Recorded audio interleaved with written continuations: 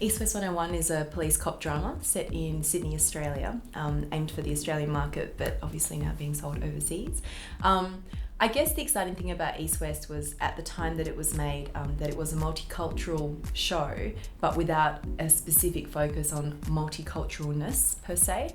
It was established at the time of September 11, and so the Muslim aspect of things was quite important, and the main character is a Muslim gentleman who works as a police officer in the police force.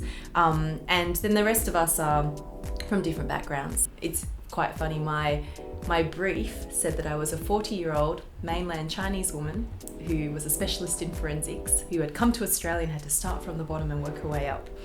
And that was about 7 years ago. So clearly I did not look like a 40-year-old woman. And it was a bit of a stretch for me. I walked in there with my Chinese accent, and I had pearl earrings in, and I had glasses on. I was trying to look really old. And lovely for me, I guess, was Peter Andrikidis, the director, who's an amazing director, who just does such sort of, I suppose, challenging and really beautiful work, encouraged me to throw it all away and just play it as a young Australian Asian cop.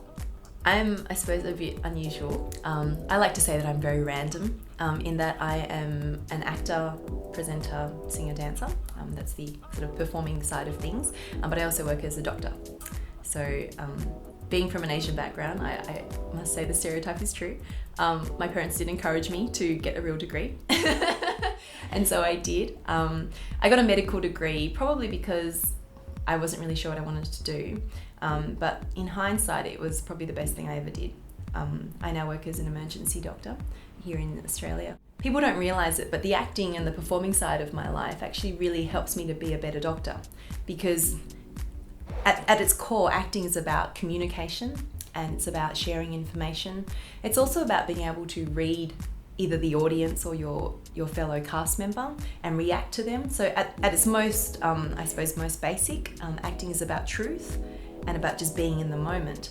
And so one thing I have learned over the years is being an actor has allowed me as a doctor to be able to see somebody and read them very quickly, read their mannerisms, read their certain different body language and the way that they speak, and sort of access that and I suppose allow myself to form certain opinions of them, which are probably actually quite true, because I've either been or interacted with a lot of different characters in my acting work. And on the other side of that is everybody, when they're in these positions of sort of, I suppose, extreme vulnerability in a hospital, they're very scared, and it's hard for them to trust people, and they want to trust you, but they don't really know how to.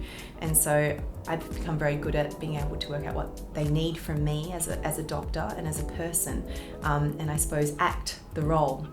Have any patients recognised me? Yes, they have. I played a woman who slept with her best friend's fiance, and she was a real horrible woman. And I was treating this patient, and she was this older woman, and at one point she turned to look at me and she goes, "By the way, I don't like you." And I said, "Oh, I'm really sorry." And I thought it was something I'd done as a doctor. And she said, "You were very mean to your best friend." And I was like, "What do you mean?" And I looked at her for a while, and then I was like, "Oh my gosh." I said, "Oh, did you come and see this show?" And she said, "Yes." And I said, "Oh." I said, "That's just a character, that's not actually me." And she goes, And she just the entire time just wouldn't trust me, wouldn't really listen to me, and at the end of it, when she walked away, she goes, "I hope you go to hell."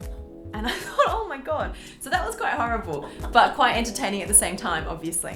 I find it funny, the idea of an actor that only does one type of work. I love comedy, I love drama. I actually really love improvisation as well. I do a lot of improvisation work. And interestingly, up until recently, all of the work I've ever been cast in film is pretty much always drama, and my theatre work is almost always comedy, which has been a really interesting thing. And I was like, I wonder what's going on there. So this was my first proper comedy role, and it was great fun. So in a film called Sellouts, written by a friend of mine, Nikos, and basically it's a black comedy about the idea of marketing. So where we've got to today with, the internet, and so viral marketing, and how much are you willing to sell of yourself and your soul before you've gone too far selling a product. She is a very strong girl who's come over here to study veterinary sciences, and as a side job, why does she make a lot of money out of doing this rather than, $12 an hour working in a retail store? And that really allowed me to kind of take this character to a really different place. So she's pretty ballsy, and we actually shot in Chinatown for a couple of scenes, which is very entertaining. Basically, she needs something from this guy, and she walks off down the street in Chinatown and she's yelling at him saying, you know, you'll come back here, you'll give me what I want.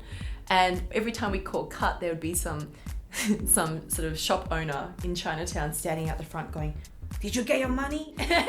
And I'd be like, oh, no, not this time. They'd be like, I think it's quite interesting for me. I don't always get cast in roles of a specific racial origin. In fact, I'd probably say less than 40% of my roles actually are race specific. The majority of them are just people, and I happen to be cast, and then, you know, she just happens to be Asian. So playing a role with an accent is probably not the norm for me, but definitely is a significant part of my work. I've been asked a few times to talk about the idea of colourblind casting, and I said, well, you're not going to cast an ugly girl to play a cheerleader, you know, and you're not going to cast a really handsome guy to play the dorky IT nerd, because they kind of exist for a reason, these images and these stereotypes. And I think the same thing sits with, you know, if I am actually playing an Asian role of an Asian character who has an Asian accent, then that's completely fine. I just hope I get the accent right.